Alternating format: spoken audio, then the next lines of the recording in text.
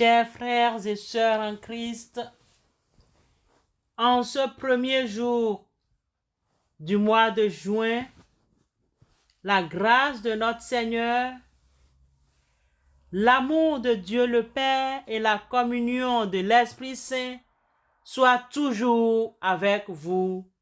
Amen.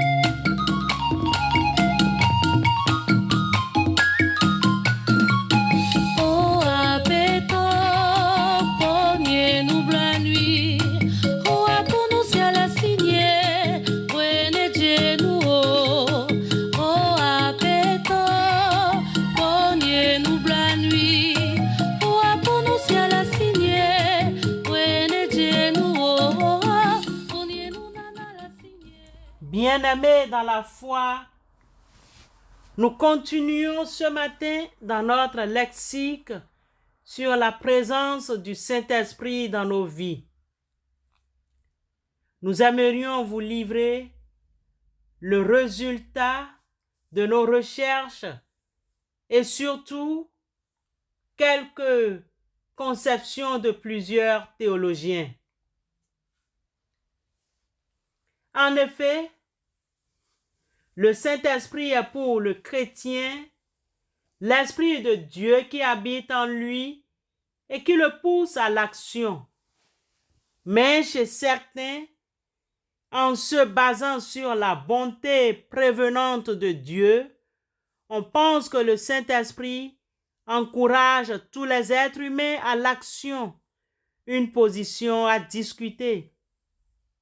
Pour notre souvenir, le premier concile de Nicée, 325 après Jésus-Christ, reconnaît le Saint-Esprit, l'Esprit Saint, comme la troisième personne de la Trinité, distincte du Père et du Fils, mais consubstantielle à eux, c'est-à-dire partageant la même essence.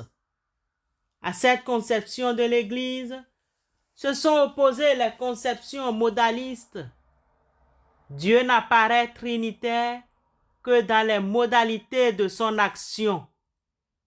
Trithéiste, trois dieux, et subordinationniste, le Fils et l'Esprit procèdent du Père, sont subordonnés à lui et ne possèdent pas sa pleine nature divine.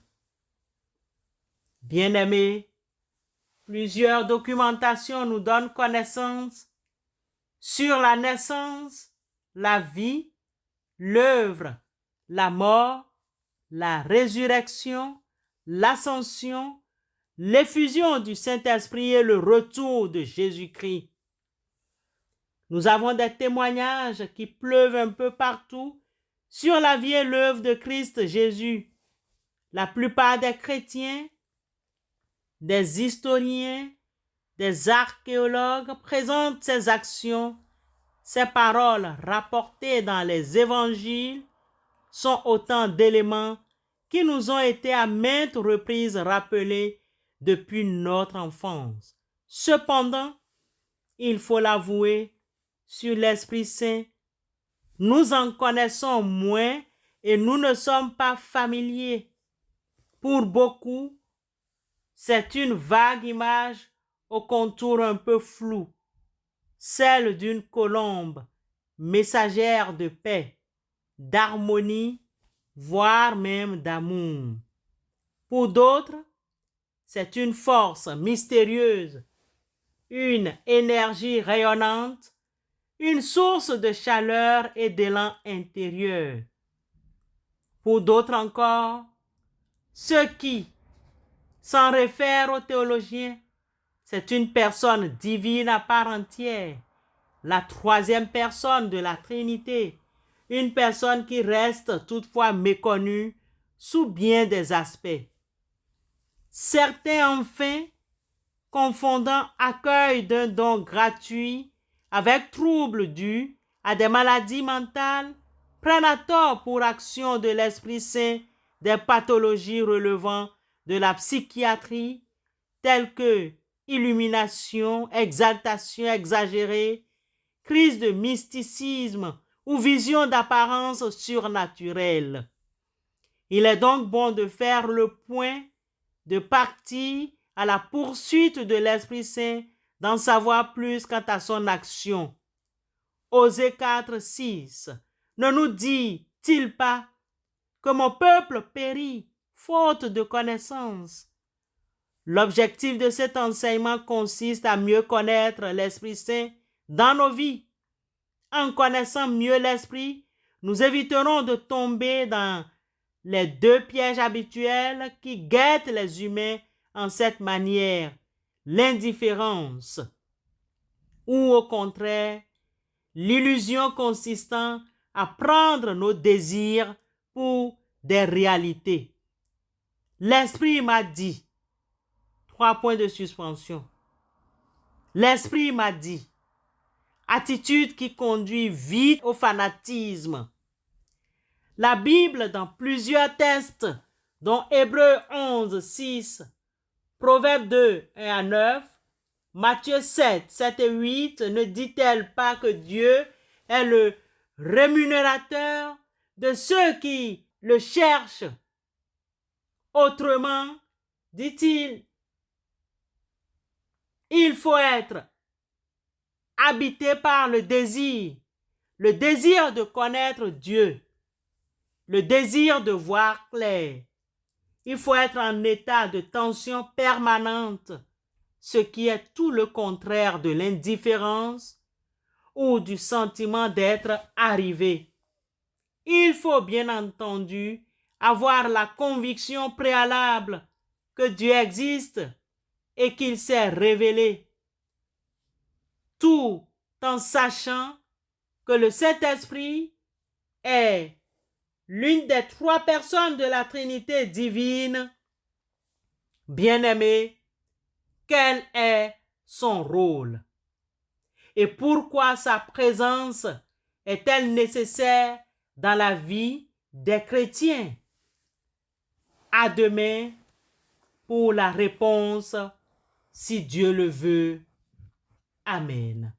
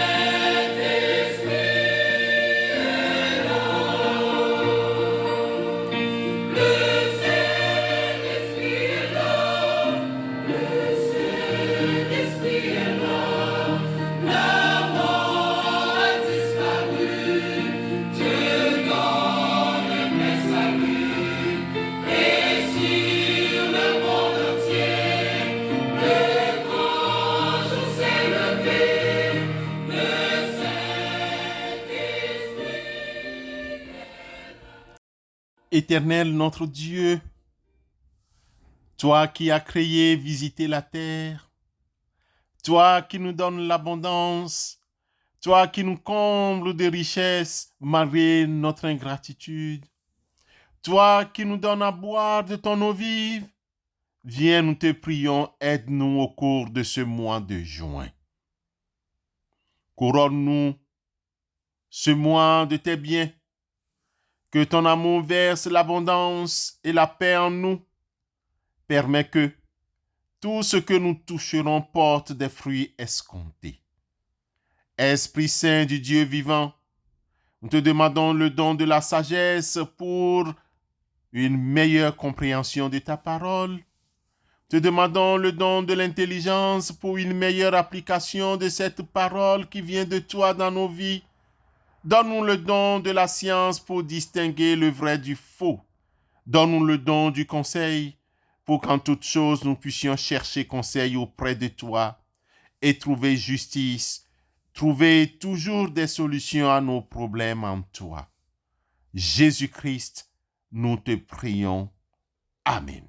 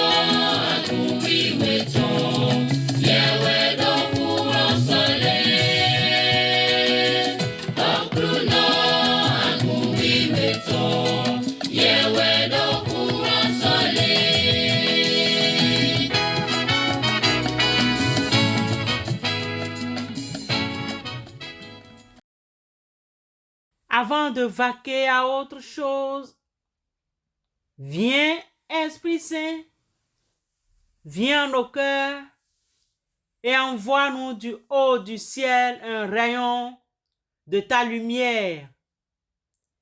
Viens en nous, Père des pauvres. Viens, dispensateur des dons. Viens, lumière de nos cœurs. Consolateur souverain, hôte très doux de nos âmes, adoucissante fraîcheur, bénis-nous. Amen.